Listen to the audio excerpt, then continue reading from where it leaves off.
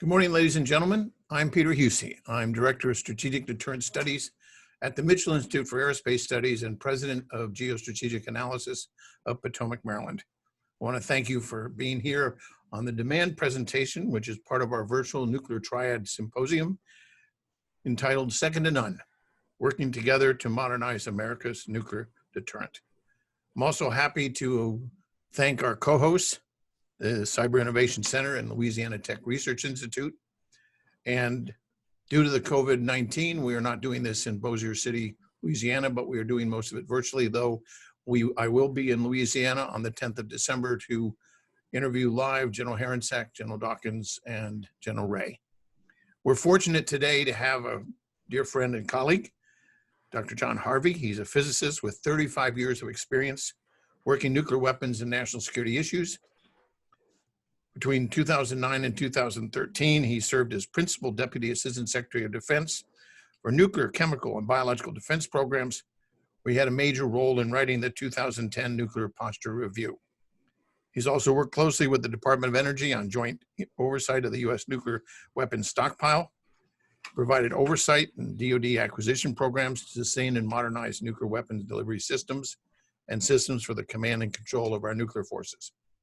Since retiring from the government service, Dr. Harvey has consulted with a number of important organizations, including the Defense Science Board, the Institute for Defense Analysis, Los Alamos National Laboratory, and Strategic Command Strategic Advisory Group, and their panel on nuclear weapons command and control. I've asked John to come and speak to us about three big issues. One is the risk to the consensus of proceeding with the modernization of our entire triad, as well as command and control, as well as the warhead sustainment facilities. The second issue of whether the near simultaneous acquisition of major nuclear programs will be able to be done.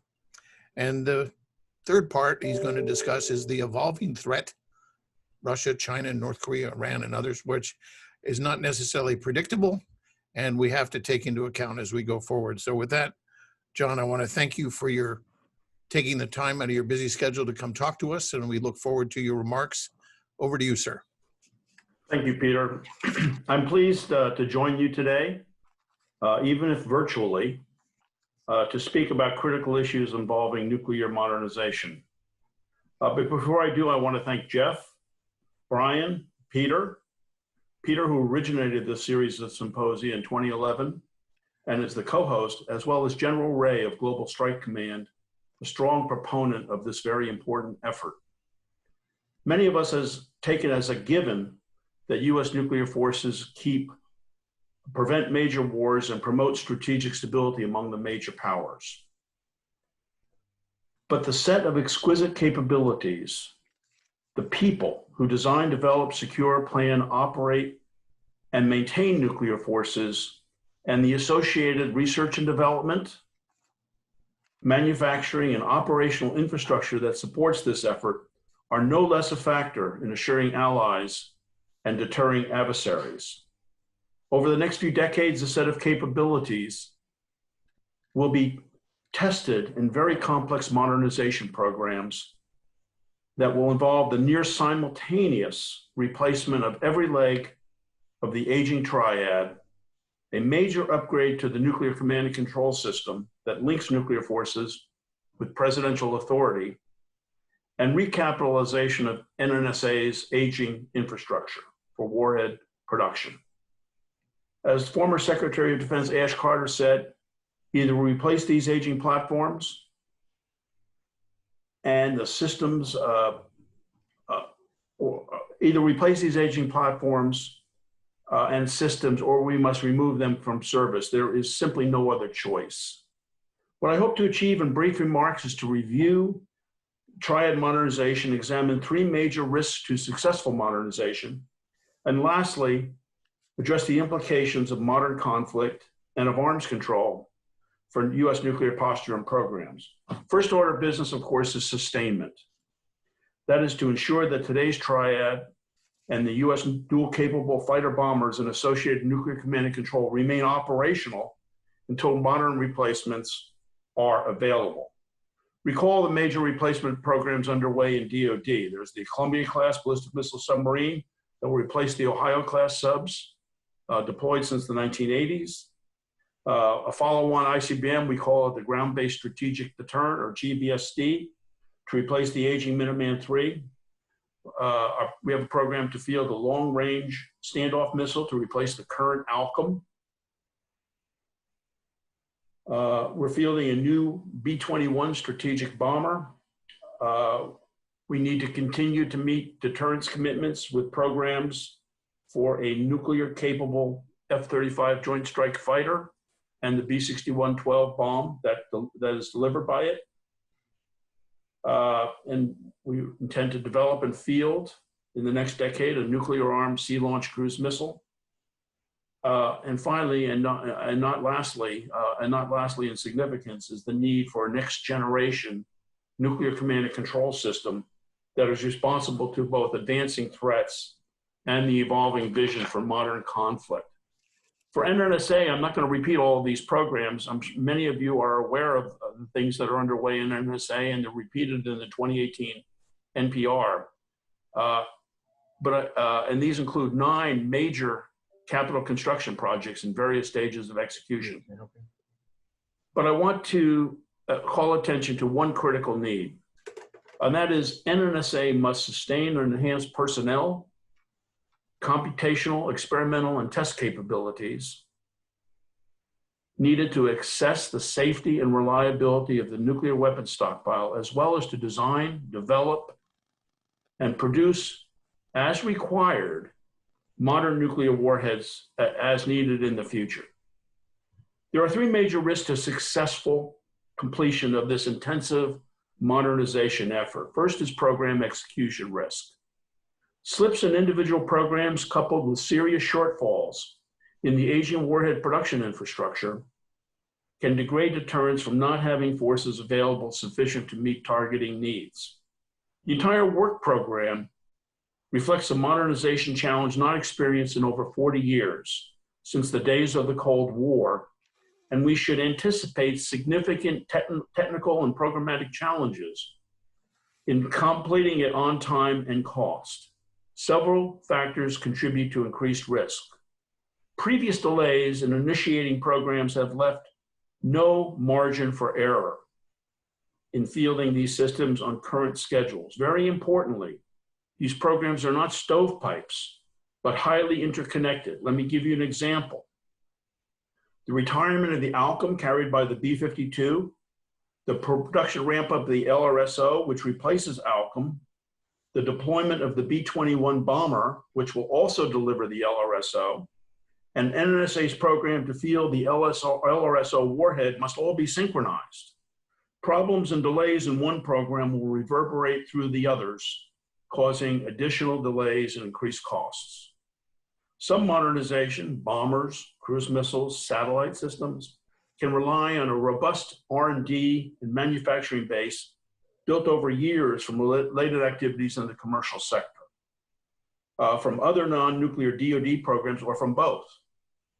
For other nuclear unique systems, and let me give you an example: solid rocket motors, reentry systems, means for submarine launched ballistic missile underwater launch, rad-hard electronics, all of these types of technologies, the tech base is less mature because they're basically unique to nuclear forces and haven't been modernized in decades. As we found out from painful past experience, programs may need to relearn or adapt production processes not used in decades, which can add complexity to these efforts as well as cost and schedule risk. Some in DoD who oversee nuclear modernization believe that the greatest challenge we face will be during the period starting the end of this decade, when the transition of aging delivery systems to their modern replacements begin. This highlights a key point for managing risk. Specifically, as modernization proceeds, adequate resources must be devoted to sustaining existing forces until such time as they can be replaced. Other means of risk mitigation merit consideration along the lines of stellar program execution over many years by highly qualified and seasoned acquisition officials will be essential. Aggressive measures with some inherent risks themselves to extend further the life of the current systems, to cushion potential delays in the replacements, acceleration of a well-performing program for one delivery system to hedge delays in the other. These are examples of things that must be in play as we consider managing risk modernization. Very importantly, acquisition oversight must view nuclear modernization not as individual stovepipe programs, but as an integrated whole that cuts across both DoD and NNSA programs and is managed as such. With this type of integrated oversight, appropriate trade-offs can be made within and among individual programs to help us mitigate risk. A second risk to the continuing bipartisan is the risk to the continuing bipartisan consensus on modernization. Early in his second term, in part due to Mr. Putin's reckless behavior in Crimea and elsewhere, Mr. Obama moved out aggressively on nuclear modernization and received strong support from Congress. There were two reasons for this. First, he mollified the left's distaste for modernization by giving voice to a long-term aspiration for eliminating these weapons, even if not in his lifetime. By avoiding programs involving new warheads or fundamentally new military capabilities, and by moving forward on a New START treaty with Russia. Second, he captured the right by agreeing to fund modernization at a higher level than originally planned in return for support from Senate Republicans for New START ratification. The Trump team put together a nuclear review and associated modernization program for nuclear forces that drew on much of what it inherited from Mr. Obama. The 2018 NPR is thoughtful, balanced, and in the mainstream of US nuclear policy. As a result, bipartisan support in Congress for nuclear modernization continued for Mr. Trump's first three budget requests. In the run-up to the passage of the FY20 defense policy bill, for example, there were a few major disputes on nuclear programs between the Democratic-led House and the Republican-led Senate. In the final bill passed by both houses, all issues in dispute were resolved favorably, and nearly all of the associated funding was appropriated with the president's budget, consistent with the president's budget request. The big question that faces us now is whether, over the 2 decades that modernization will play out, successive presidents will be able to persuade successive Congresses to continue necessary bipartisan financial and political support. Indeed, consensus is fragile and can turn on a dime. Modernization will be attacked as unaffordable. And yes, $1 trillion over 30 years is not cheap. But the cost argument has not received much traction so far. Indeed, both the Obama and Trump administrations made clear that nuclear forces are America's #1 national security priority. Moreover, nuclear sustainment and modernization will consume less than 7% of the defense budget, declining to 3% as modernization winds down. Given its high priority, as expressed by 2 very different presidents from 2 very different administrations, and the relatively small fraction of the defense budget consumed, many see modernization, and I do as well, as both important and affordable. Bipartisan support for nuclear modernization has traditionally been linked to continued bipartisan support from arms control. We all recall the dialogue between Mr. Obama's team and Senator Kyle that led to both Republican support for New START ratification and increased funding for modernization.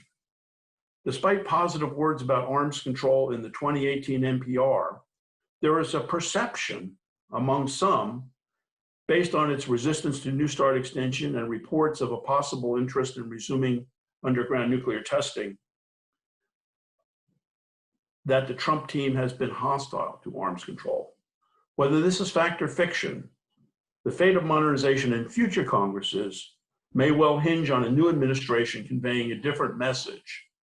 That is, arms control and related initiatives complement US nuclear forces in managing global nuclear threats. On this last point, as long as Russia continues to comply, which to me is a key proviso, US support for New START extension is a no-brainer. This is not primarily for its purported benefits for strategic stability, of which there are some, or for its role in advancing U.S. nonproliferation goals, which is a highly arguable proposition, or to assure allies, valuable, or for the transparency it provides into each other's nuclear weapons programs, highly useful. Rather, it is primarily to support the modernization program. New START extension and continued support by both parties for modernization should be a package, not one without the other. Consideration should also be given in the arms control area to renewed efforts to engage Russia on other initiatives that are in the US security initiatives, including, as the Trump administration has done, in reducing the large disparity in non-strategic nuclear weapons, seeking to rein in certain of Russia's exotic modernization programs, and a more productive dialogue on strategic stability. As Mr. Obama learned, this may turn out to be another dead end with Russia. Still, such efforts, even if unrealized, would demonstrate good faith effort and as a result, strengthen bipartisan support for modernization. Third risk to our modernization effort is evolving threats. The modernization program underway is not creating more nuclear weapons with exquisite new military capabilities, but simply replacing what we have today with modern versions. Is such a program sufficient to address threats that will evolve significantly over the 50 to 70 years that these forces are to remain in the field? More succinctly, is the force we are rebuilding the force we need for 2030 and beyond? To answer this question, a central focus must be the return to great power competition, and specifically the evolution of the threat posed by Russia. Russia is not the only driver for the $1 trillion that we will spend over the next 30 years to sustain and modernize nuclear forces, but it is the most important one. Russia's open contempt for the post-Cold War security order, its illegal occupation of Crimea, its ongoing war with Ukraine, its nuclear threats to US allies, its modernization programs for exotic new nuclear weapons, and the surging role of nuclear weapons in its overall security posture all suggest the persistence of dangers for which the US nuclear deterrent remains relevant. Very importantly, there is concern that a limited first use, quote, escalate to win nuclear strategy has gained prominence in Russia's nuclear doctrine, and this has been reflected in military exercises, aggressive modernization programs for tactical nuclear weapons. Indeed, the low-yield Trident and the nuclear silicon programs are US initiatives designed specifically to bolster deterrence to Russian limited first use. The emerging vision for so-called modern conflict has also has implications for US nuclear posture, and particularly command and control. Today, we must anticipate a much more dynamic security environment, featuring multiple potential sources of conflict with peer competitors, and with the emergence of nuclear-armed regional states. More varied and complex conflict scenarios may be encountered, which potentially are more stressing to forces and nuclear command and control than even the traditional Cold War threats. Now, why is that? 4 developments are driving these considerations. First is the aforementioned troubling trend of increasing salience in the nuclear doctrine of Russia, and possibly others, of limited first use of nuclear weapons. Second are increasing capabilities for kinetic attack on satellite systems, and not just from Russia or China. Third are increasing foreign capabilities for precision global conventional strike. And fourth, and what may be most stressing, is the possibility for cyber attack on nuclear forces and critical command and control assets. Consider a regional conflict that escalates to a global conventional only phase in which US nuclear forces and command and control are degraded initially by cyber and anti-satellite attacks, and later by long-range precision conventional strikes on forces. An attack, for example, on an advanced EHF satellite to degrade tactical communications in a conventional conflict would also degrade nuclear communications provided by that same satellite. Escalation to limited nuclear could feature space use of nuclear weapons to produce high-altitude EMP, but few intermediate casualties on the ground, along with more widespread non-nuclear attacks on general-purpose command and control assets. So escalation to a large nuclear attack, therefore, with multiple detonations on U.S. territory, what we call the Cold War scenario, could thus begin with severely degraded nuclear command and control. In such conflict scenarios, the United States will need a nuclear command and control system that can survive sustained conventional attack, as well as the ability to plan and conduct nuclear strikes in coordination with ongoing conventional operations. In conflicts where nuclear use initially may be quite limited, a president will seek a much broader set of consultations with senior advisors, allied, and possibly adversaries, requiring more reliable, secure, two-way communications pathways. Such pathways will also support adaptive nuclear planning, decision-making conferencing, and flexible execution. Demand for high-quality voice, video, and data transmissions resilient to stressed nuclear environments and adversary exploitation and available wherever the president is located will greatly exceed those capabilities developed for the Cold War. With regard to delivery platforms, the U.S. has long valued the inherent survivability of ballistic missile submarines at sea. It has spent wisely to stay on top of any technological developments that could conceivably put those assets at risk. With regard to aircraft, once aloft and outside integrated air defenses, U.S. bombers, nuclear command and control aircraft, and presidential leadership aircraft supporting were thought to be survivable for an extended period. We need to rethink this. Technological advances may make aircraft more vulnerable to detection, tracking, and targeting. SSBNs may become more vulnerable to anti-submarine warfare if adversaries are able to exploit electronic communications to identify their operating areas. Moving forward on modernization requires robust communications links that enable management and direction of forces consistent with operational concepts that maximize survivability of these mobile platforms.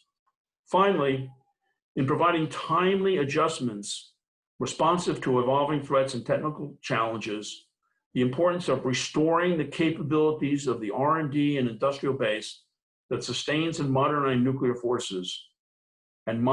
nuclear forces cannot be understated. Until then, we must rely on a less than desirable strategy of maintaining additional spare warheads in the stockpile to hedge against such uncertainty. Restructuring the infrastructure needed to produce uranium and plutonium components for nuclear warheads is a priority. Remaining on track with other ongoing Triad modernization efforts is essential. Assuring continued competence of our nuclear warhead and reentry systems engineers, designers, and production personnel is a prerequisite for everything. Let me conclude by summarizing some important takeaways from this discussion.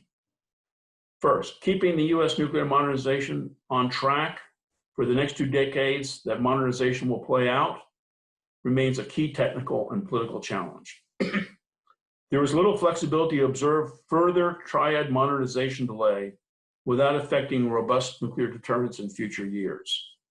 A contentious debate on arms control should be avoided because it will only tear at the fabric of our consensus on modernization. The debate over nuclear forces must increase focus on Russia, and in particular, Mr. Putin's bad behavior. Finally, achieving viable means to hedge strategic uncertainty is critical, most importantly by restoring and maintaining the capability of the R&D industrial base that sustains and modernizes forces. U.S. nuclear arsenal beyond 2030 will not look much different from today's. There will be a triad, but a modern one with life-extended warheads and enhanced nuclear command and control. Some U.S. programs will be initiated or bolstered to respond to technological advances or evolutions in deterrent strategies outlined earlier. In taking such steps, the U.S. nuclear posture will continue to meet deterrence needs against any potential adversary. The big uncertainty is, well, uncertainty. We should expect to be surprised, and the means to respond to surprise, a robust and responsive nuclear R&D and industrial base will be essential. Let me conclude here, Peter, and I would be happy to take any questions. Thank you. Thank you very much, John. That was an extraordinary presentation. Let me start with, you mentioned the submarines and the bombers, but would you address this issue? What is the value of the ICBM leg of the Triad as currently sustained, as well as envisioned under GBSD? And what do you see as the hazards if the ICBM leg of the Triad was eliminated, as some people such as Bill Perry, the former Secretary of Defense, have proposed to do? Peter, one of the things I want to point out is that there has been one of the major areas of consensus in U.S. nuclear policy over the 60 to 70 years of the Cold War has been the importance of a nuclear triad. That has been agreed across the board for decades. And it has been a central focus of agreement between Democrats and Republicans as we have moved forward with nuclear policy in the post-Cold War, even in the post-Cold War period. ICBMs are important. When you look at today, we basically have, without ICBMs, the only alert survivable forces are our submarines at sea. Our bombers are not on alert. So in a day-to-day situation, without ICBMs, we're a monad. We're not a triad. Second, the ICBMs provide some unique capabilities that have to be, that complicate an adversary's planning to disarm the United States. And we can go into details there, but the fact of having 400 hardened silos out in the Midwestern part of the United States that can respond very rapidly to threats is an important complicating factor in those to those who are planning to strike the United States. And I think the third thing is that these forces are highly controllable.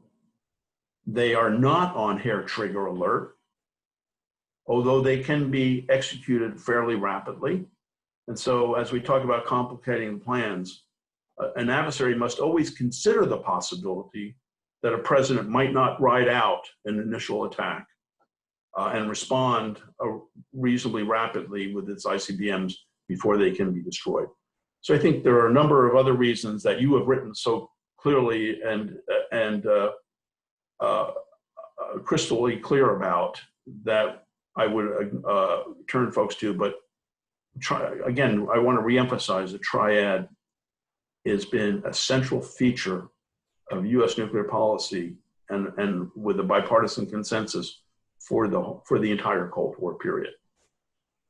Let me follow up on a question of what is your sense as to the arms control options we have? Because I'm trying to think of, if we go to, let's say, 1,000 warheads, but include all bomber weapons or include theater systems, as some people have proposed, including the ratification instruments to the Senate on New START, you get to a point where you really start crowding out things and you can't have a very robust triad. And then the question comes, should we look at other things, examples like expanding the number of SNDVs, but keeping the warheads currently at the number or lowering them, but expanding your platform so that preemption doesn't look attractive, which is part of the issue of stability? Well, I always think that the lower value that each platform has is an important element of stability. For example, when we had the Peacekeeper with 10 warheads on it, it was a high value target that could be taken out with each silo could be taken out with 1 or 2 Russian warheads. And that causes an unfavorable trade space. When we downloaded all of our ICBMs to a single warhead, I think that was an important factor. That's an important factor in enhancing strategic stability, because these targets require the Russians to expend 1 or 2 warheads to get one of ours. And I think that was an important factor. I think that I participated in the assessment in the Obama administration that the US could go below 1,500, consistent with a verifiable Russian reductions to lower levels as well. But there comes a point at some point where you have to wonder how much lower you can go without affecting the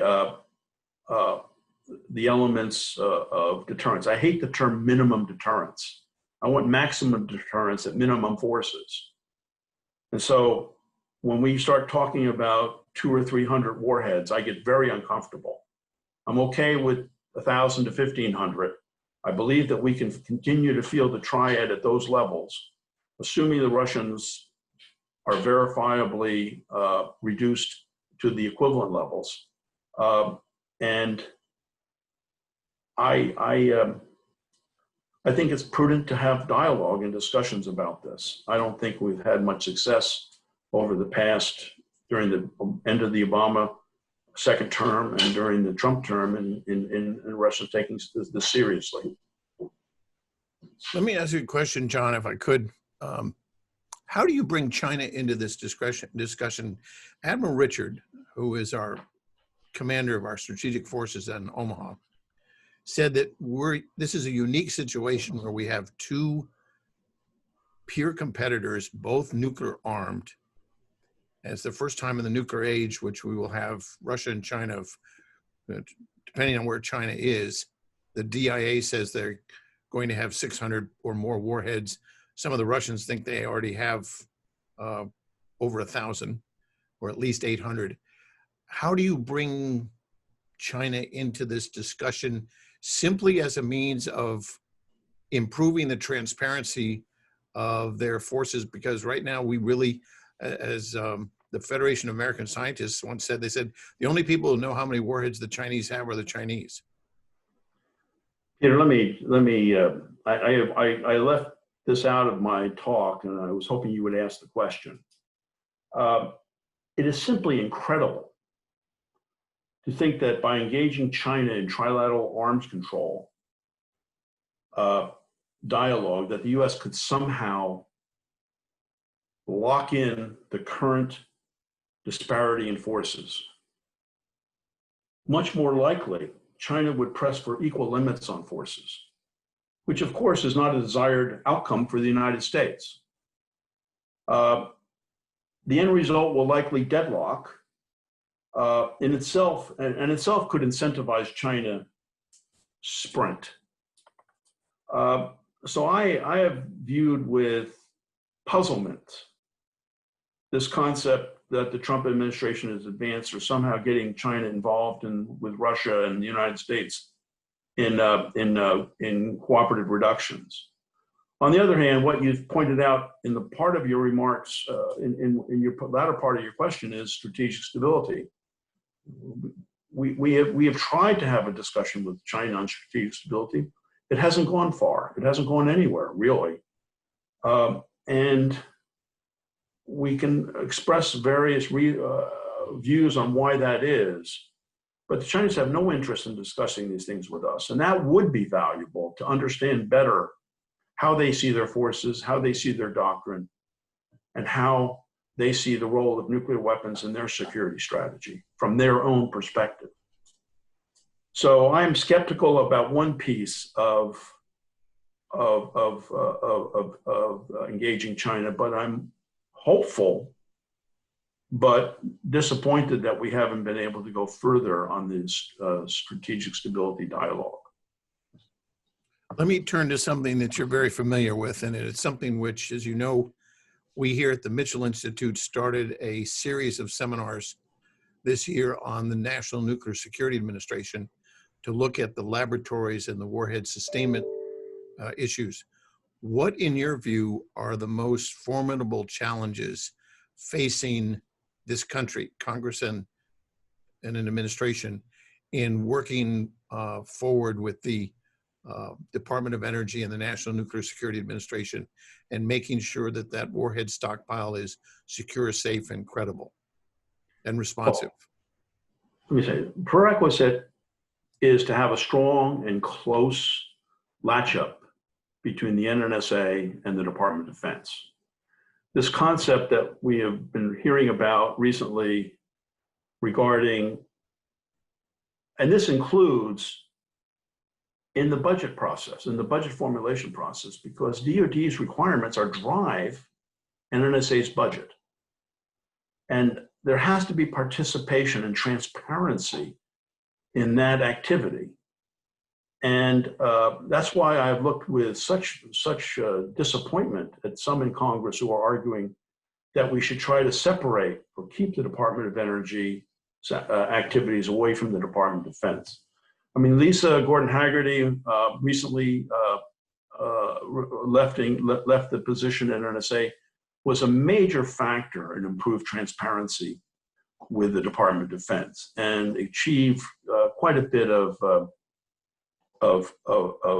positive relationship there. The second thing she did, in which, and she did this from day one, was make restoring the plutonium manufacturing infrastructure for plutonium components for nuclear weapons her #1 priority. And we have seen good progress along those lines. That to me, the plutonium and uranium infrastructure, which we are in the middle of major construction, capital construction, and improvements are critical. But I mean, I think that we need an NNSA and a DoD that are tightly linked, where the requirements process is fully adopted and connected together with the guys who produce the components that the Department of Defense rely on, is terribly critical. And I have to give Ms. Gordon-Haggerty, enormous credit over the last 3 years in advancing this relationship. Well, John, let me ask you one final question, and that is, what would you like to conclude with that give us kind of a summary of what your major concerns are? You have been, particularly when you remarked about the Schlesinger-Perry Commission, among others, that you were extraordinarily helpful in putting together, is a consensus between Congress and administration or within Congress is a benefit that you don't want to throw away. Once you succeed in getting that, it can be fragile, it could be strong, but the last thing you want to do is be cavalier about, oh, it doesn't matter, or we can, break it, so to speak. So with that in mind, since we're coming to the end of our session, would you give me a sense of kind of summing up in that arena of how critical it is to maintain a consensus and kind of words of wisdom for us as we go forward towards 2030 and beyond? Well, let me say, first of all, that the big 500-pound gorilla that I haven't addressed in this, in my remarks, is the election and what's happening with the new Biden team coming on board. Well, we don't know too much yet about the Biden team. I'm sure there are going to be a lot of folks who have had previous connections with the Obama administration, as well as some new folks coming in. And they're going to take another look at modernization. And there is some sentiment within the Democrats on the Hill, with some Democrats on the Hill, to make some changes in the modernization program.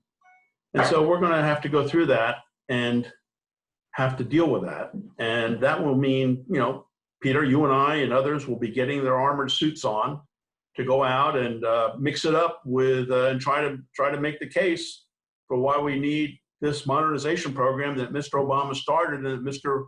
Trump continued. Well, the one good thing we have is that Mr. Biden happened to be on the same team as Mr. Obama in initially advancing that modernization program. And so that's a plus. A second thing is on the Hill. We have seen debate on the Democratic the House Armed Services Committee run by Democrats about some of these programs, and some of these debates have ended up quite favorably for modernization. So we can't just simply dismiss the House Armed Service Committee or Adam Smith or others as not supportive of deterrence, because I believe there is a strong element of bipartisan support in House Armed Services, notwithstanding it that there's going to be disagreement on the margins. So I think we have to, Peter, I think there are going to be folks like you and me and others who will basically have to take on a new team who is going to ask tough questions and who will want to perhaps make some changes in the program. And our hope is to be able to make the right arguments and get the right set of people to again reemphasize to both the new administration, to the Congress, and to the American public the importance of our nuclear triad and its sustainment for the indefinite future. Well, with that, John, Dr. Harvey, thank you so much for your time, your insights into the nuclear enterprise. On behalf of the Mitchell Institute of Aerospace Studies, the Cyber Innovation Center, and the Louisiana Tech Research Institute, I want to thank our listeners and those watching our video, and particularly, John, I want to thank you as a friend and a colleague for many decades, actually, for your contribution to sustaining and maintaining a sound strategic nuclear deterrent. So with that, thank you very much and have a good day. Thank you, Peter. Thank you, sir.